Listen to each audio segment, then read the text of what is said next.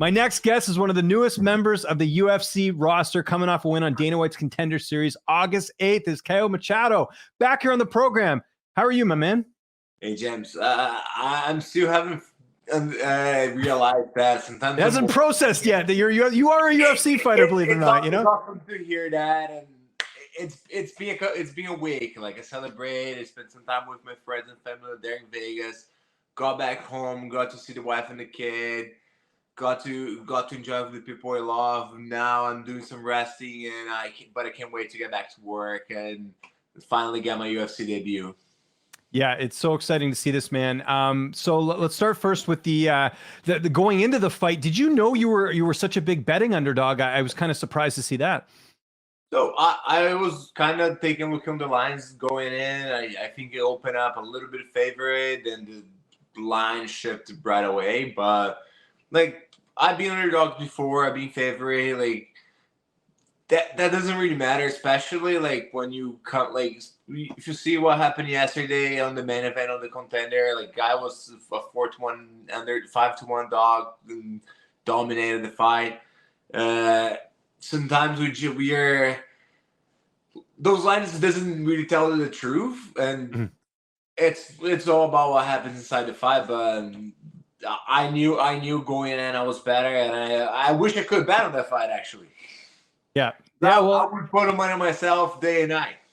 Yeah, no, I hear you for sure, man. And you know, obviously, you know, you come out with the victory. It was a dominant performance. I imagine the game plan went kind of how you wanted it. Other than, I know you would have liked to finish, but it seemed like everything went according to plan in that fight.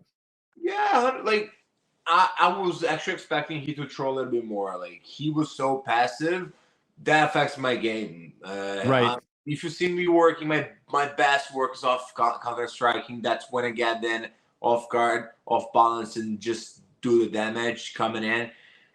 That lead left hand was supposed to be there, off his jabs, off his advances, but like, he wasn't just working at all. I don't know if I broke hand, he got shy by the lights and all, but the strategy was that it was like slip it in, lead with the cross, go to the body, and come up to the head. So that's what I was trying to do, like, mix the lines of attack with low kicks and the body shots, and just like keep volume up.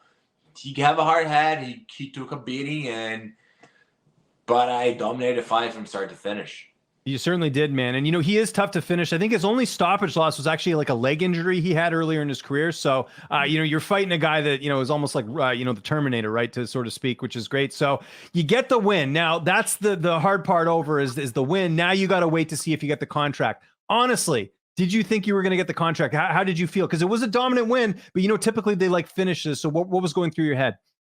Like, I did my job. I did my part. It's really hard to impress and to do like an exciting fight when it's not a fight. Like, if you, it's kind of, imagine you in the street and you're seeing like someone beating another guy for 15 minutes. That's not exciting. That's not fun. You kind of feel bad for the other person. So I get there's not much excited, but I did my part. I did my job. I came there. From start to finish, it was landing, it was hitting, it was busy, and that's what I had to do. Dana said on the interview, it wasn't the most impressive fight, it was the most not interesting fight because it wasn't. But like, my part I did. I went there and I landed 130 strikes or something, shot all the takedowns, kept moving forward, kept attacking. Like, what else did I have to do? Yeah, no, I agree. I'm just saying that, like, you know, sometimes they favor fighters with finishes, and sometimes, like, for example, a couple years ago, we had Anthony Romero, Canadian, defeat Mike Breeden by decision. It was a dominant win, but they didn't give him the contract for whatever reason. And then a couple fights later, they signed Mike Breeden, which was weird because Anthony beat him. So sometimes there's some politics, but I'm glad in this case they did give you the contract, because I agree with you. You won the fight decisively. There was no questions asked, no controversial decision.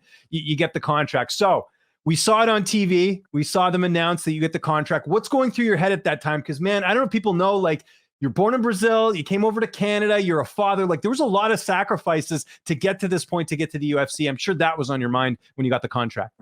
No, 100%. Like, it's like getting the opportunity to change the life for my wife and kid, be on the UFC, be able to compete with the next level of opposition. So that's what was going to my head. I was kind of confident, got a little bit scary when Dana said wasn't his favorite fight of the night, but in the end of the day, I put in the work. I had the opportunity. They need guys on my division. I know I can do great on this division. Like, it's not that I've been a bad guy. I just like make they look bad. You see that at BFL, that's gonna happen now in the UFC. You're gonna see me, like, even if I don't finish this guys, they're just gonna make they look like bombs. And that's how I do. I break them, not just as throwing punches, but like I get them they had and they don't want to throw me. But I was kind of confident through my because of my performance. I knew I did everything. I keep moving forward. I didn't try to coast and just to hold the win. I think especially in that third when I was very sore from my feet, my hands. I could, if I was in the UFC, if I was with the contract guarantee, that was definitely a round that could like coast a little bit, hold up a little bit more in the wrestling, and just get up the still get the UD, still get the 30-27. But being the contender series, I had to keep moving forward, and that's what I did. And I think that's when I actually got the contract. So you get the win. I'm sure you had a nice post-fight celebration. Probably got to enjoy yourself a bit. When did you get back to Vancouver? Was it like the next day or the day after? Did you stay in Vegas, or when did you get back? I stayed in Vegas for a couple of days. I just got back in Vancouver last Friday. Oh, okay, nice. Okay. No, right when the good weather kicked in. Good timing, right? So. Right. Yeah. But I got back on Friday, late Friday. I had my dad came with a couple of his friends. I got some old training partners. My old coach went over there as well to watch the fight. So I got the time to spend some time with the people that traveled all the way from Brazil, and then got back home. And now again, I can't wait to get back to work. I'm sure you said you've been to the gym since you've been back. What was that feeling like walking into the gym as a UFC fighter now? It was good. It was fun. Like, they were in the middle of the class. I popped by just to say hi, to thank everyone, and like everyone was super nice. Everyone's like gave me a shout and applause. And then like I love the FKP family. I love the energy over there. Everyone's so awesome. But yeah, we made it. Everyone that helped, all those guys, all those years that support me through this journey, and was a nice environment there for sure. Yeah, and Franco he's still in the moon with that. Is an old dream of his to get into the UFC again, and as a coach. So he's also super happy as well.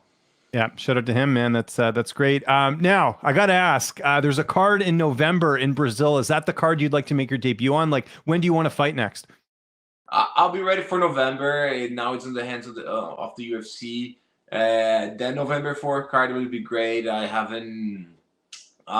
did my entire career in the Canadian scene. I'm very grateful to be able to call myself like I consider myself a Canadian fighter as absolutely. Well. We'll take you. I got the Canada shirt on. We'll take you in. You can be Brazilian, Canadian, kind of like Lupi, right? Lupi Godinez, same thing. 100%. She's Mexican Canadian. Yeah.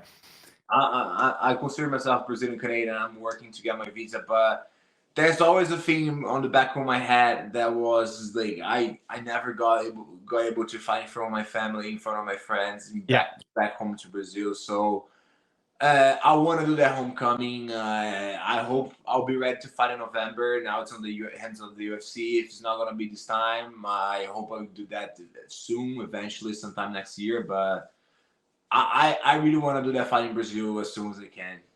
Yeah, no, we want to see it as well too. That would be great. Any opponents of mine, or you just kind of leave that up to your management, your coaches, everyone else?